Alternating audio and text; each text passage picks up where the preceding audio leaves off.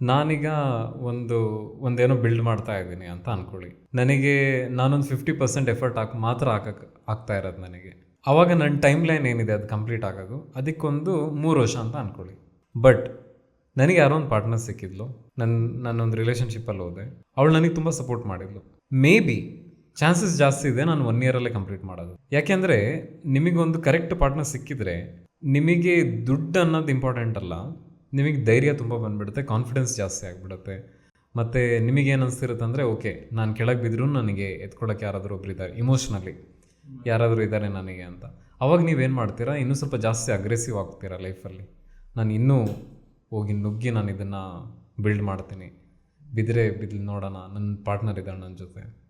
ಆ ಒಂದು ಒಳಗಿಂದ ಸಬ್ಕಾನ್ಷಿಯಸ್ ಮೈಂಡ್ ನಿಮಗೆ ಏನು ಮಾಡುತ್ತೆ, ಅದೊಂದು ಧೈರ್ಯ ಕೊಡುತ್ತೆ, ನಾವಿಬ್ಬರು ಇದ್ದೀವಿ, ಇಬ್ಬರು ನಾವೇನೋ ಮಾಡ್ತಿದ್ದೀವಿ ಅಂತ.